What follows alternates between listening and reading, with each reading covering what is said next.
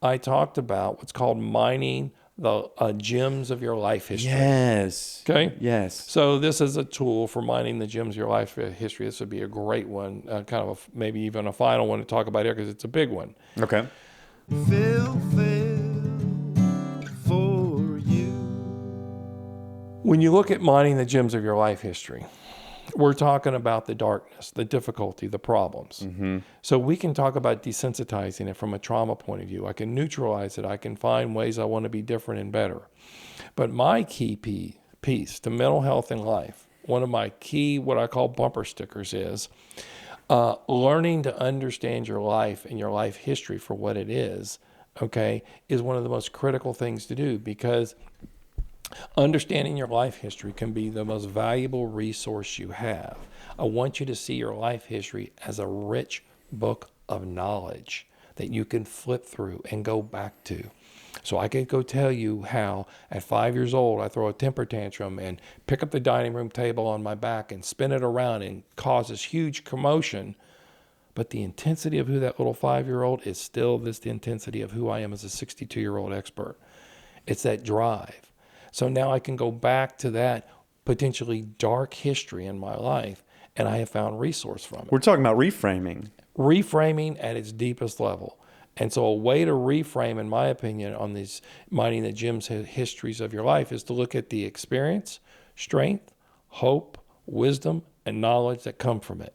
Why do I want you to walk through these 5 different arenas? Because it gives you pathways to reflect and understand it, and or reframe what you went And you're meeting yourself with Yes. self-compassion. Yes. You're saying, oh, look at that resilient kiddo. Yes. Look at all the energy and passion there. Yes. Look at, even if some aspects of it were antisocial or difficult. or difficult for the folks around them, that's passion and drive. That's you're seeing it in a way that is positive. And I'm not trying to just paint over it. You're kind of parenting yourself, because your parent might not have done that. Correct. Your parent might have come down really hard on you. Or they may have been overwhelmed and not known what to do, whatever. Yeah, not in a negative way. But they didn't know what to do. Right. And so you could have gotten a traumatic experience from the way that they interacted with you during that time. Right. And you need to go back and parent yourself in the right way and say, hey, little buddy, hey, little James. Hey, what's going on here? You got the little turtle shell of the table there, and you're really having a good time. Exactly. But, there's some other ways to do this. Let's go put your energy over here. Let's go do these things. Redirecting. Exactly. You talked about that redirected parenting technique or something. It's a redirecting children's behavior. RCB is a really good parenting space. But so if you look at this mining your life history gems, okay, this experience, you look at the experience you took from the situation. What did I learn? Who did I go, experience strength? What strengths did I encounter? What strengths do I have now as a result of it? If you look at a wisdom you might have taken from it, things that really taught yourself about your life history that are meaningful and important to you. So this starts with going back to a historic event. Yeah, something that was difficult, something that you didn't, because Phil, what happens if I have a life history, but I don't want to talk about it? I can't tell people about it. I'm shamed about it. I'm embarrassed about it. I have to cap it. Yeah. Neurologically, that cap is a mental energy drain. Okay, Yeah. my body has to keep it. Now, our body does these in thousands of ways and dissipates them naturally to keep our health going. But if you get too many of those little bitty caps going on about your life history, you can't live your life presently. Yeah. That's where post-traumatic stress comes from. And so you want to have a system to be able to go back and, yes, reframe, to cognitively, behaviorally kind of understand, talk to yourself.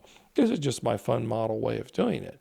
So experience, strength, hope, wisdom, knowledge, the knowledge you took from the situation, the hope you took from the situation. Okay? Any of those threads you can go through.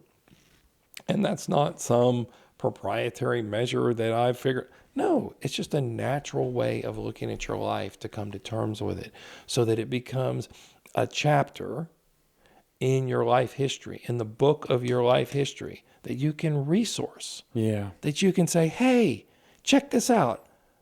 So here's a fun resource I discovered after having worked on my trauma history for a long time. Because as you were saying, negative traumas, right, will capture the vast majority of neurological energy in the mind. 8 years old, I'm living in a house with 10 people, 3 dogs, 3 bedrooms, 1 bath. It's chaos. There's just no way it's not. Yeah. I'm 8 years old. I go into the bathroom to take a bath. I close the door. I put a towel under the bottom of it so that I don't have to hear other people and other things. I fill the bathtub up as high as it can go, put a wash rag in the overflow valve to get it a little higher. I do what? I float in the hot tub until it gets cold with just my face above so I can obviously stay alive and breathe. But I was in my own sensory deprivation tank at 8 years old. Yeah. So I didn't have to hear all the chaos. It was a way that my body was resourcing itself. So guess what's one of my favorite things to have at home? We have a 75-gallon jacuzzi tub on purpose. You can ISO bath there. All the time. Isolation tank. It's one of my greatest resources that I use. And so You mine that from your history. absolutely. Mining the gems from your history. Right. And they're all over the place. So your history is a rich, rich life source. And I want it people to almost be able to converts use it from a haunted house. Right. My history, when I think back, there's a lot of haunted houses in my history. And if I could pressure wash those to kind of keep playing on a theme Yep. here, if I could go back and clean those up Right. and say, hey, maybe that wasn't a ghost. Maybe that wasn't a snake in the room. Maybe that was just a coiled up rope. Right. Maybe Right. that wasn't maybe Right. it can be a beautiful house. And what did I learn from it? And there's Who am also I now trauma. as a It's result? both and. Well, sure, because There were it's- difficult experiences. Right. That's part of the human experience. Correct. What did I learn from it? How did that make me the man I am or the woman I am today? Right. How do I grow from it? Right. It's like finding the gifts, Right. finding the gems. And how do I release other people from that history? Forgiveness, compassion. They were doing the best they could with what they had. They were loving, caring people.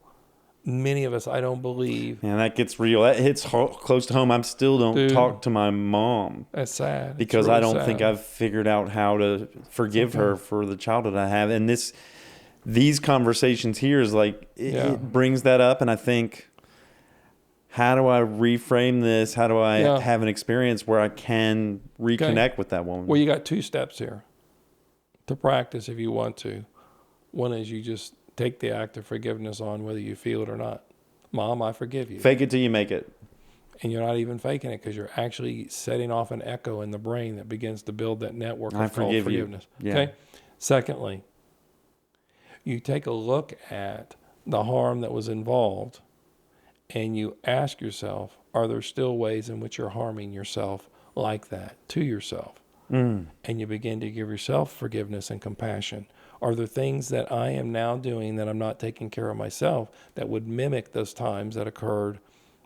Because they modeled something and then I just carry the torch in my own life. I don't need them to be the traumatic abusers, if you will. Right. I'm now doing that to myself.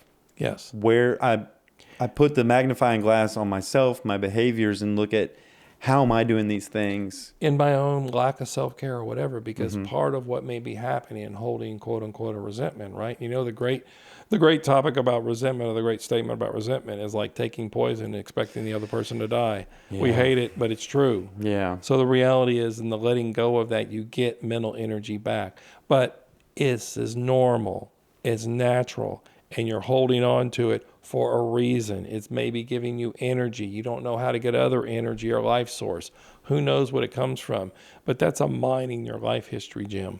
And I imagine there are folks out there that are it's appropriate for them not to have relationships with people in their life that are maybe still abusive or still problematic in their life. Right. And they can decide to forgive them. Right.